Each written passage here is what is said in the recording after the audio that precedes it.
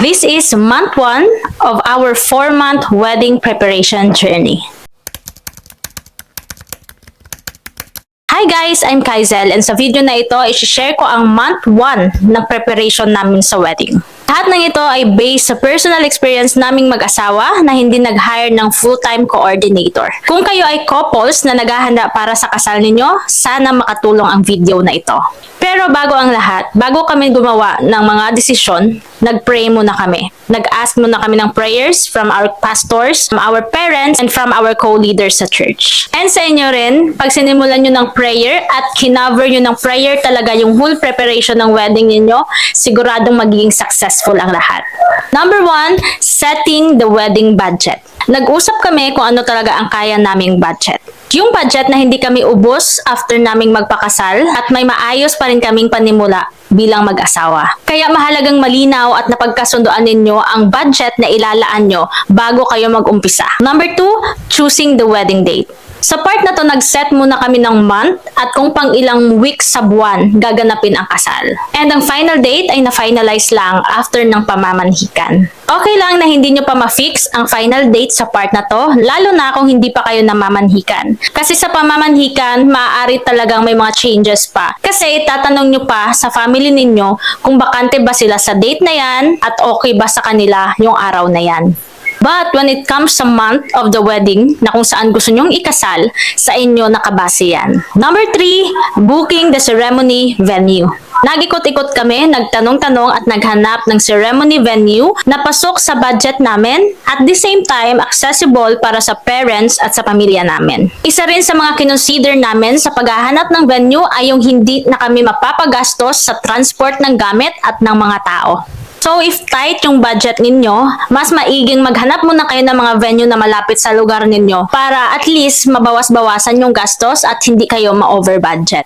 And matapos naming ma-fix kung saan namin gusto, kinausap namin yung may-ari ng venue at sinabi namin yung date ng kasal namin. Honestly, hindi pa kami nakapagbigay ng reservation fee nung time na yon kasi wala pa kaming cash on hand. Thankful pa rin kami sa may-ari kasi sinecure niya yung date na yon at hindi na niya binigay sa iba. Pero sa inyo, hindi namin sinasabing gayahin nyo kami. Kung may cash on hand na kayo at kita nyo na yung place na yon is medyo in demand, mas maigin na magbigay na kayo ng reservation fee para sigurado. Number 4, securing the wedding officiant. In-inform namin yung officiant namin or yung pastor namin sa date ng kasal namin para siguraduhin free sila sa time na yan at hindi hassle para sa kanila. Sobrang thankful namin sa officiant namin or sa pastor namin kasi hindi lang nila kami kinasal, kundi throughout the preparation, andun sila na nakaguide sa amin step by step. So, sa inyo couples, wag na wag niyong kalimutan na i-secure yung date ninyo sa magiging officiant ninyo.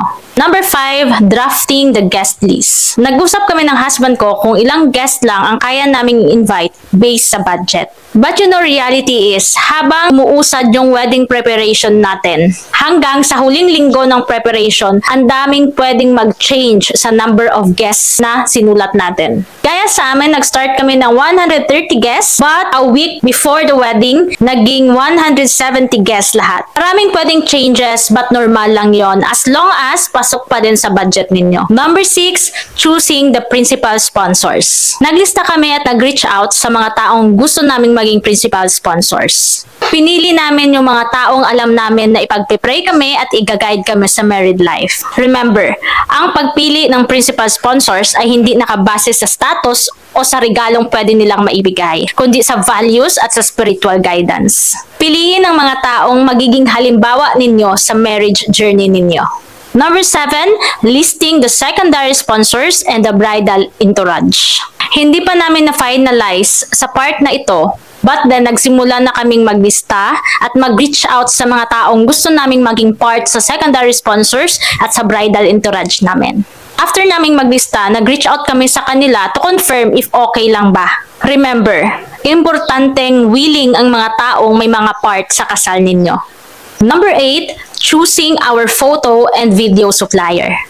Pinag-usapan namin at nag-decide kami na hindi na kami kukuha ng photo and video supplier. Kasi may camera yung husband ko at kapatid niya. May churchmates kaming may talent sa pagkuha ng picture and sa pagbi-video.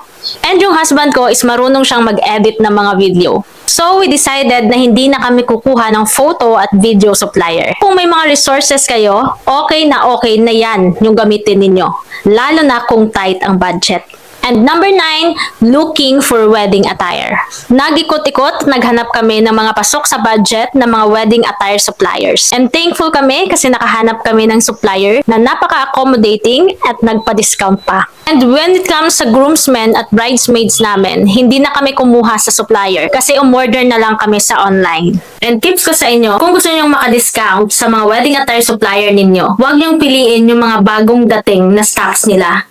Piliin nyo yung medyo old na, pero maganda at presentable pa rin ang itsura. So, yan ang month 1 ng wedding preparation namin. And on my next video, isi-share ko na naman ang month 2.